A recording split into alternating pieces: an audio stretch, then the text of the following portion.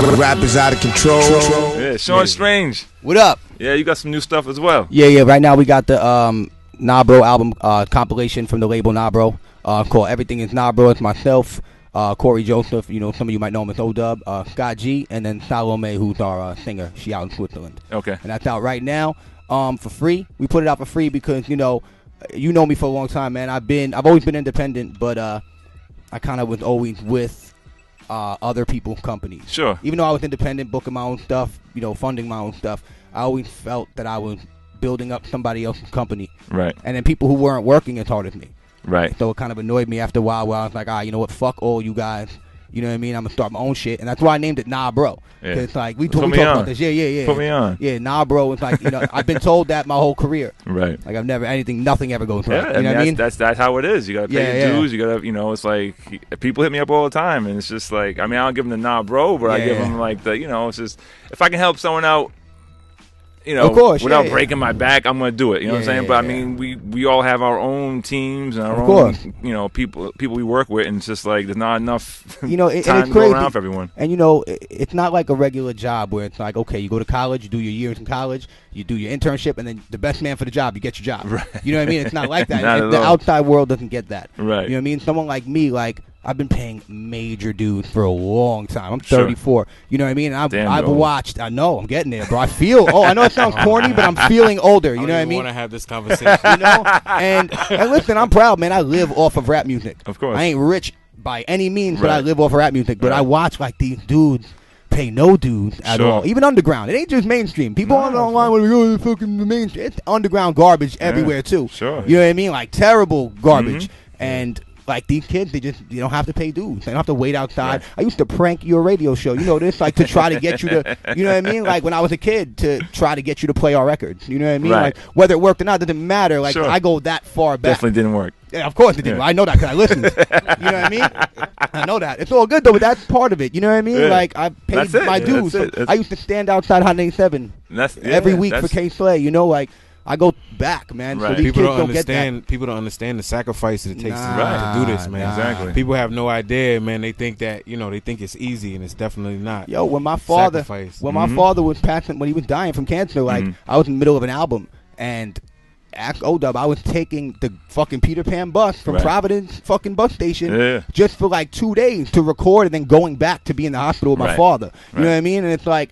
This game they don't forgive nothing. You take a little time off, it's a wrap. Like that time with my pops, I took a year off, and I was chasing that industry lane a little bit again, just to prove a point. Right. You know, you pump a bunch of money and it doesn't work, and then you know what I mean, which is fine. But it's crazy how quick people forget in this era. It ain't like back in the day where like you hear a song on the radio on halftime or Stretch and Bob and be like, yo, I gotta find that song. And then you have to like put in the footwork just to get that song. Right. We was talking just before the show started. It's like it's hard as a DJ to go back and play something, more than once. You know what I'm saying? Because there's so much now that everything's digital, and it's just like there's no music is disposable it now. It's like the value of music is so small now. I remember you would get a CD and you would cherish it, like you would read everything in the book, and you would just I used to love that you shit. You would live with an album. That was our entertainment. That was all. It's not like that anymore. I used to love that feeling, bro. We're in a single-driven industry. Yeah, for sure. Single-driven. But that's why weekly.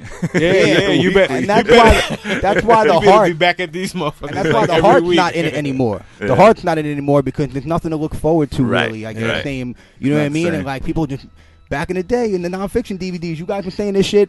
You like profits, bro. Fucking fast food music. Yeah. It's always been there. Sure. Just now with the internet, I call it microwave rap. Yeah, exactly. Of course. Everybody has an outlet now. Yeah. Fucking Joe Schmo is a fucking reviewer. They review my album and they're that's a whole other story. 24 hours, the album's That's out. Oh, it's the worst album ever. Or it's a fucking classic. It's like you don't even take the time to absorb it. Too many unqualified people in positions when it comes to those websites and blogs, absolutely, stuff of that nature. Yeah. So I mean, it's almost like I wouldn't mind if a blackout came and just knocked out everything, and we had to go back to like, you know what I'm saying? Like, let's just make beats on lunchroom tables and it's true, start from scratch. You know what I'm saying? Yeah, exactly. And that's what these kids don't get. If the internet actually did shut down, obviously everybody would take a hit. Yeah. But I would know how to pick myself back up. Right. On some level. Yeah. You know what I mean? Like I'm the kind of dude when I go on tour in Europe. Yeah. Like I don't just get your email. I'll get you the promoter's phone number. You got your social security number. Dog. You know what I mean? I'll get in touch with you. You know what I mean? Like, that's just how it got to be. But, you know, what are you going to do? You know, that's why I told these guys we're putting out the Nabro album. We didn't put it in stores this time. Right. We all got bigger projects that we're going to put out that we really want to put our time in and really follow through.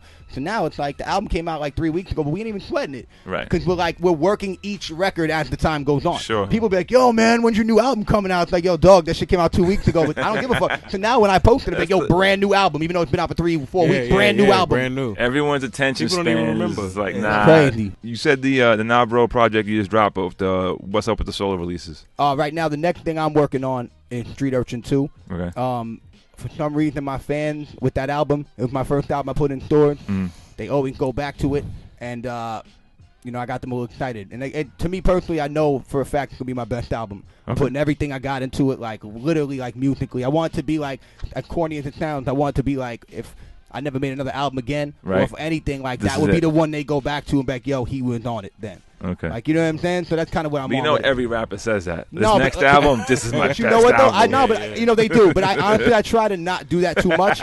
No, because, you know, but I think we should always be progressing. You know what I'm saying? Yeah, of course. You know, that's just probably why don't experiment too much. Nah. Listen, I can't front, man. I did a lot of that with my man Mighty Fuzz Young. Our last album, you know, was a little more updated production. He's a great producer.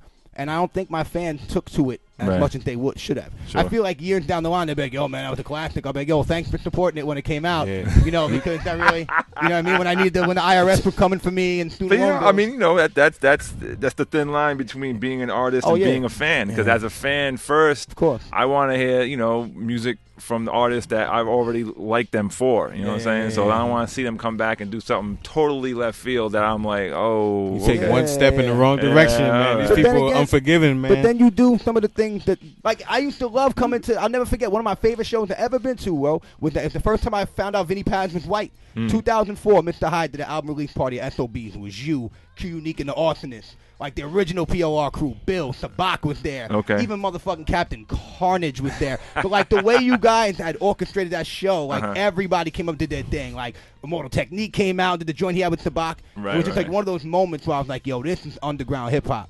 You know, the other day Gore-Tex, I think he tweeted on Instagram, like, I have to keep reminding people that Nonfiction and Company Flow were the real original New York underground dudes. And it's true, you know, but no one. Nah, of course. I mean, people gotta do the knowledge, the history. That's the. I mean, look, in hip hop, there's always been independence. You know what I'm saying from day one. But as a movement, it started in '95. It was the whole the Nonfiction, Company Flow, Natural Elements, Arsonists, Juggernauts, X-Men. That whole movement was with Fat Beats. You know what I'm saying? And showing people that, because the whole thing was everyone was trying to get a deal prior to that. You know what I'm saying? We were like, fuck waiting to get a deal.